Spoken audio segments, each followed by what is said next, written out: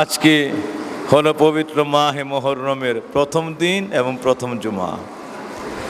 আজকেই হলো পবিত্র মুহররম আশুরা শরীফের প্রথম দিন, চাঁদের প্রথম দিন, মুহররমের চাঁদের, এবং এই দিনই আজকে প্রথম জুমার দিন। আলহামদুলিল্লাহ, মুহররমের মাসটা এমন একটা মাস, যেই মাসের আশুরা 10টা দিন, মানে 10 নম্বর যেই দিনটা, এটা আশের এর জমা হলো আশুরা, শব্দটা হলো আশের, ইয়াউমুল আশের, মানে চাঁদের 10 তারিখ, কিন্তু বলা হয় আশুরা। তো চাঁদের 10 তারিখের আশুরা বলার কারণ হলো, আশুরা হলো, আশের হলো এক বচন, একটি দিন, আশুরা হলো অনেক দিন। তো 10 তারিখটা আবার অনেক দিন হয় কিভাবে? একই দিনে বছরের পর বছর হাজারো হাজারো হাজারো হাজারো ঘটনা এই মুহররমের এই 10 তারিখ দিনটাতে ঘটছে। সবটি দিনের ঘটনাকে একটা দিনে মিলা এটাকে আশুরা বলা হয়। হাজারো 10 দিনের ঘটনার দিন, হাজারো 10 তারিখের ঘটনার দিন। সুবহানাল্লাহ, এটা হলো ইয়াউমুল আশুরা। এই আশুরার মাস হলো মুহররমের মাস। ওই মুহররমের মাসের প্রথম দিন হলো আজকে, আর দিনটাই হলো জুমার দিন। সকলে বলি আলহামদুলিল্লাহ। সম্মানিত উপস্থিতি, প্রিয় সুধী, এই মাসে আশুরার যে দিনটা, কোনো এক সময় ওই দিনটা হবে জুমার দিন। যেই 10 তারিখের দিনটা, এটা হলো জুমার দিন, আর এইটাই হবে মহা কিয়ামতের দিন। এই মুহররমের আশুরার দিনটা আজকে যেমন মুহররমের 1 তারিখ জুমার দিন পড়েছে, কোনো একটা সময় এই পৃথিবীতে মুহররমের 10 তারিখটা এটা হবে জুমার দিন। এই জুমার দিনের এই শুক্রবারে জুমার দিনই, ওই দিনই গোটা দুনিয়ার কিয়ামত শুরু হয়ে যাবে। আমার বাপজিরা, এই মহা কিয়ামত, মহাপ্রলয়ের কথা কিয়ামত পর্যন্ত কেউ বলে শেষ করে বোঝাতে পারবে না, নিজেই বুঝতে পারবে না, আরেকজনকে বোঝাবে কি যে কিয়ামত যে কত ভয়াবহ, কিয়ামতের অবস্থা যে হবে কত ভয়াবহ। একটা সিংহা ফুৎকার দিবে, সমস্ত মানুষ ঘর ছেড়ে, বাড়ি ছেড়ে, বা যার যার আঙ্গিনা ছেড়ে সব বাহিরে বেরিয়ে পড়বে। কি হয়েছে, কি হয়েছে? প্রথম গরু গম্ভীর একটা আওয়াজ, এটা পরবর্তীতে মুহূর্তের মধ্যে 1 সেকেন্ডের মধ্যে আওয়াজ পাল্টে যাবে, এমন বেড়ে যাবে, এর মুহূর্তের মধ্যে আবার কোটি গুণ বেড়ে যাবে। একটা ধাপের মধ্যে মাত্র মনে হয় যে 2 সেকেন্ডের মধ্যে মানুষ দেখবে যে সারা পৃথিবীর ঘর বাড়ি বলতে, পৃথিবী বলতে কিচ্ছু নাই। বল জিবালা তুলা, যা আছে সারা পৃথিবীতে সব কিছু তুলা তুলা হয়ে উঠতে শুরু করেছে, কিচ্ছু নাই। স্থাপনা, অট্টালিকা, পাহাড় পর্বত, সাগরের যত পানি আছে সমস্ত পানি মুহূর্তের মধ্যে বাষ্প হইয়া কই যে মিশাতে মিলে যাবে। সাগর মহাসাগর ছিল, এর অস্তিত্ব জগতে খুঁজে পাওয়া যাবে না, এমন হয়ে যাবে এ কিয়ামত দিবসের অবস্থা। আমার বাপজিরা, আশিকিনে জাকিরিনেরা, আল্লাহ বলার একজন যদি থাকে রে ভাই এই ধরায়, আল্লাহ বলার একজন যদি থাকে রে ভাই এই ধরায়, বাইরে ফোয়ের হুকুম দিবে না আল্লাহ ইসরাফিলকে তার সিংহায়, বাই ফোয়ের হুকুম দিবে না আল্লাহ ইসরাফিলকে তার সিংহায়। আল্লাহুম্মা সাল্লি আলা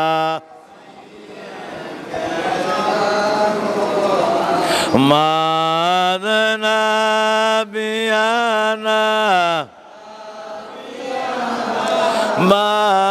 মাওলানা মুহাম্মদ, আল্লাহুম্মা সাল্লি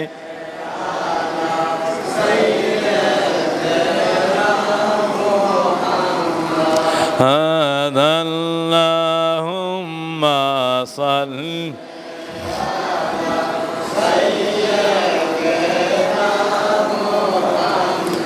আল্লাহুম্মা সাল্লি ওয়া সাল্লিম ওয়াবারিক আলাইহি। এই দিনে সর্বশেষ ঘটনা হবে কিয়ামতের ঘটনা। এই দিনে সর্বশেষ ঘটবে কিয়ামতের ঘটনা এই মুহররমের আশুরাতে। এর আগে আদম আলাইহিস সালামের সৃষ্টি থেকে শুরু করে এই দুনিয়ার প্রথম জমিন আসমান সৃষ্টি থেকে শুরু করে এই দুনিয়াতে অসংখ্য নবী রাসূলের অসংখ্য ঘটনা আল্লাহ রাব্বুল আলামিন জমিনের মধ্যে ঘটিয়েছেন। এই দিনটা ছিল মুহররমের আশুরা। আমার আল্লাহ জমিন আসমান সৃষ্টি করলেন, প্রথম শুরু করলেন মুহররমের আশুরার দিনে। আমার আল্লাহ পাক আদম আলাইহিস সালামকে সৃষ্টি করলেন।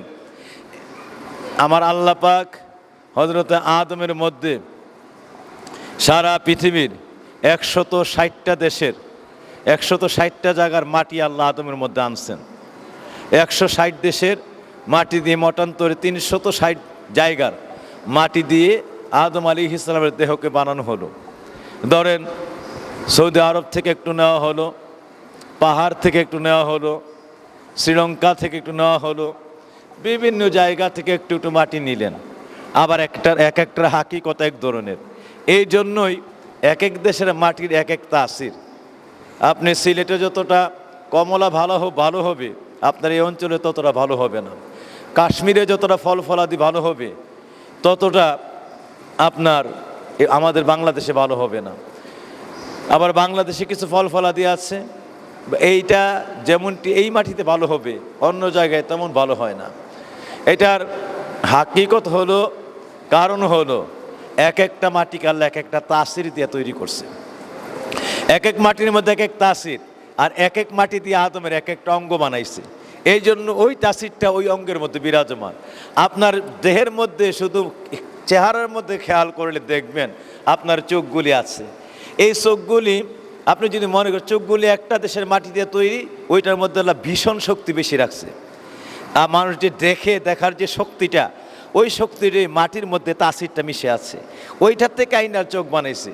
এই জন্যই আপনি যত চেষ্টাই করেন এই চোখটা দিয়া সারা পৃথিবী দেখবেন, দেখতে পারেন, চলাফেরা করেন, উঠা বসা করেন।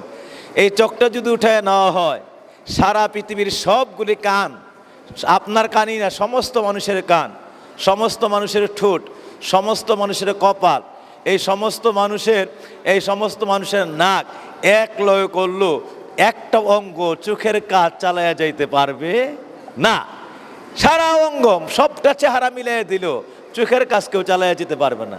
আবার যান কানের দিকে, সমস্ত চোখ একসঙ্গে করলো, কানগুলি যদি আপনার বধির হয়ে যায়, কথাবার্তা না শুনেন, মানে কারো কথা না শুনেন, বুবা হয়ে যান, নিজেও বলতে না পারেন, সারা পৃথিবী যদি একত্রিত করা হয়, এই সবগুলি চোখ যদি একত্রিত মিশাইয়া দেওয়া হয়, কানের তাসির চোখ দিয়ে কেউ পৃথিবীতে সৃষ্টি করতে পারবে না। এই কানটাকে, ওই কানের শ্রবণ শক্তিটাকে চোখ দিয়া কিয়ামত পর্যন্ত একত্রিত হলো, এইটা দিয়া ওইটার শক্তি ম্যানেজ করা সম্ভব হবে না। আবার জিহ্বার তাসির, সুবহানাল্লাহ। আপনি সারাদিন মিষ্টি বানাইলেন, একই দেহের অঙ্গ হাত দিয়ে বানাইলেন, মিষ্টি বানাইলেন, ছানা করলেন, এরপরে চিনি দিলেন, আরও অন্য যা দেওয়ার দিয়ে ইনগ্রিডিয়েন্টস উপাদানগুলি দিয়ে মিষ্টি বানাইলেন। সারা পৃথিবীর সব হাত দিয়ে যদি মিষ্টি বানানো হয়, মিষ্টি কি তিতা না মিঠা? সারা পৃথিবীর সব হাত মিল জিহ্বার এই কাজের, মানে এই কাজের ফলাফল, জিহ্বার এই যেই ফলাফল আপনাকে দিবে, সাত শক্তির ফলাফল, এইটা কেউ সমস্ত হাতগুলি মিলেও দিতে পারবে না। একই অঙ্গ হাত দিয়ে আপনি সব মিষ্টি বানাইলেন, কিন্তু এই হাতে বলতেই পারে না মিষ্টি কি তিতা না মিঠা। ঠিক না? ঠিক। এইটা বলতে হলে জিহ্বা লাগবে। সারা পৃথিবীর সব হাতে একত্রিত করলো, জিহ্বার কাজ চালায়া যাওয়া সম্ভব হবে? আবার সমস্ত জিহ্বা একত্রিত করলো, হাতের কাজ চালায়া যাওয়া সম্ভব হবে? জিহ্বা থেকে ড্রাইভিং করতে পারবেন, গাড়ি চালাইতে পারবেন? এই জিহ্বা দিয়ে গাড়ি চালানো সম্ভব না। এই জিহ্বা দিয়ে আর অসংখ্য কাজ সম্ভব না, যেই কাজগুলি হাত করে, যেই কাজগুলি কে করে। সারা পৃথিবীর সব কলম যদি আইনা জিহ্বাত লাগাই দেওয়া হয়, এক পৃষ্ঠা জিহ্বা দিয়ে লেখা সম্ভব? এটা আঙ্গুলগুলি করতে পারে, এটা হাতে করতে পারে, এই কাজ জিহ্বা করতে পারে না, ঠিক এমনই করে আল্লাহ পাক এক একটা অঙ্গের মধ্যে এক একটা তাসির দিছে, এক একটা অঙ্গ এক একটা জায়গার মাটি দিয়ে বানানো। আল্লাহু আকবার, আল্লাহু আকবার। আপনি কি আল্লাহ রাব্বুল আলামিনের গবেষণা কি করছেন? আপনি কিছুই করতে পারেন নাই। আল্লাহ বলছে, বন্দারে কোথাও যাওয়া লাগবে না, মাথা থেকে পা পর্যন্ত সর্ব অঙ্গের এক একটা অঙ্গের মুরাকাবায় ঢুকিয়া যাও, প্রত্যেকটা অঙ্গের মধ্যে গিয়া দেখবা আমি আল্লাহ বিরাজমান।